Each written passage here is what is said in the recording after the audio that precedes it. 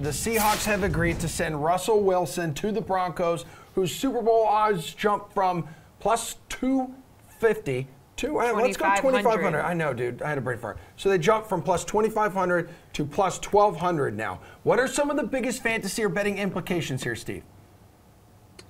I mean, obviously, the Broncos here, you have to think of them as a legitimate contender at this point. The unfortunate part is they're in the AFC West, which is obviously loaded as it is. I mean, bringing a guy of this caliber to this Broncos team is something they've needed for years now. I mean, they've gone through Drew Lock. Please, give me a break.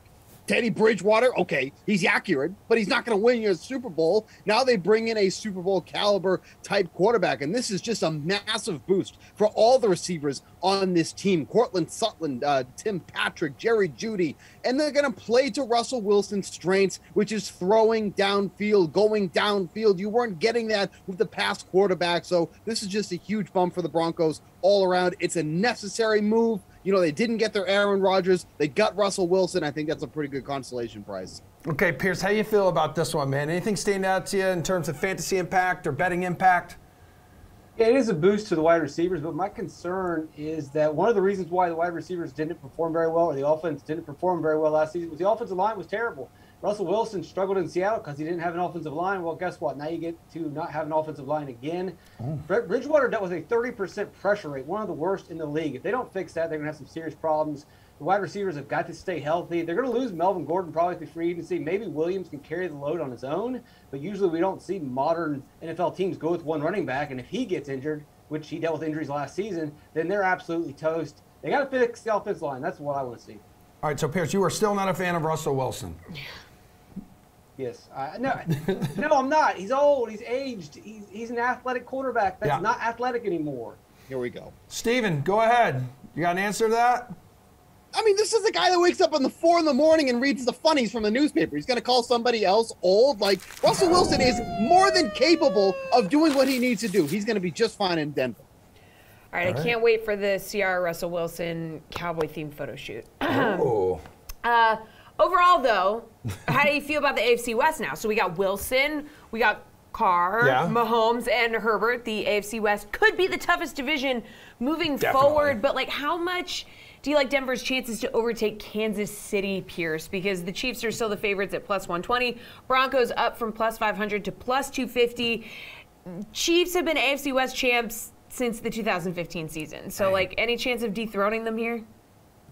Probably not. It is a good division on paper, but that's just on paper. The Chargers were amazing on paper last season, and how did that work out for them? They're not very consistent. You hate the Chargers, too. They should improve this season. If the Raiders want to go out there and get Tyler Lockett, then they're going to be contenders.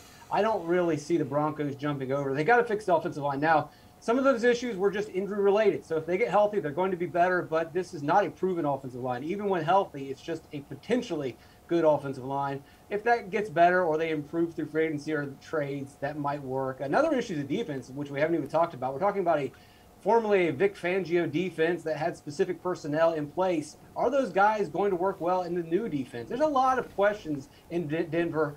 I don't know if they're better than the fourth-place team in this division.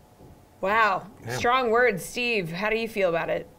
Oh, Pearce is just, he's angry. Like, maybe he's angry. He had a bad weekend for NASCAR or something. I don't know. He's just coming to the, Wednesday feeling all angry. I mean, how does it feel to be the Raiders at this point? You see, this division is getting younger, not with Wilson, but, with Mahomes, with Herbert. All these teams are improving, and then you're just the Raiders. You got a fancy new stadium, doesn't take cash, all digital currency. That's the only thing they have going for them at this point.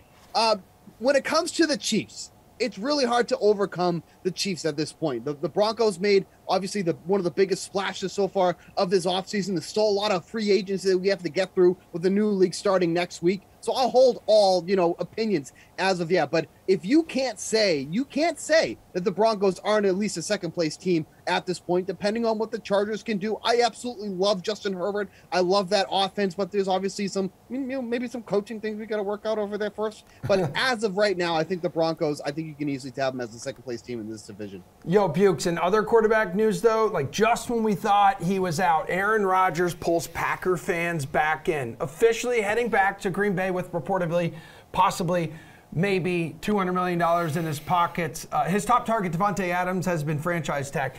How do you think all this money dedicated to these dudes will impact the rest of the roster?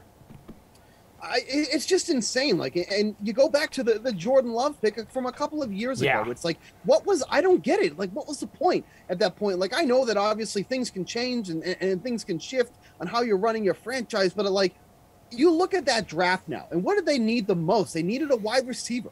Instead of taking Jordan Love, they could have taken Chase Claypool. They could have taken T. Higgins, like two guys that would have made a big impact on that team to begin with. So the Packers weren't a team that necessarily had a lot of cap space to begin with, and now you're giving it to the quarterback. Now, granted, he's an unbelievable quarterback. Like, if you're going to give money to a quarterback that's still in the league right now, Aaron Rodgers is one of those guys, but now they have to draft a receiver. Yes. I feel like we say this every single year, but you have to draft a receiver this time around. You're not going to be able to keep all of these guys. So I get it. Your best chance to win, as this team is set right now, is with Aaron Rodgers. But you need to surround him with the appropriate cast of receivers. Yep. They need to draft in the first round here, so that's just what they have to do at this point. Pearce, I think Rodgers won here because he essentially got Green Bay to apologize. He got the fat payday, got him to open up their wallet, but now he's got to win in the playoffs. He's just 11-10 in his postseason career, has one Super Bowl. Will he have enough help to get that second Super Bowl for Green Bay? Well, he hasn't quite won yet. He still needs a receiver, as Steve mentioned, but there's a way to get one by not drafting. Take Jordan Love and trade him. Did you see the haul that Russell Wilson brought in? You can get draft picks for Jordan Love. You take those draft picks, you turn around and trade them for Tyler Lockett. He's on the market now. They want to trade him in Seattle. If you can't get Tyler Lockett, then there's an easier play. Trade a pick, probably not even maybe a third or second round pick, to the Bills and get Cole Beasley. He would fit perfectly in this offense. His numbers were great last season. I know it's not a big-time splash play, but it reminds me of that Jordy Nelson-type receiver that helped Aaron Rodgers in the past. All right, guys, other franchise tags and extensions around the league. You got Mike Williams back in L.A. with Justin Herbert. I know Pearce is mad about that. Chris Godwin tagged by the Bucs for another year. 3 tight ends and a few tackles, and Jesse Bates back with the Bengals. So when you're looking at all of this and what happened around the league, like, which team needed to keep their star the most to keep them in a position to contend, Pearce? Jacksonville. It's not really a flashy play, but by franchising, tagging Cam Robinson on the line, it's giving them tons of options. They can draft a tackle with Evan Neal and build a super line to protect Trevor Lawrence, or maybe they don't need to go with an offensive lineman and take Aiden Hutchinson and build their defense up.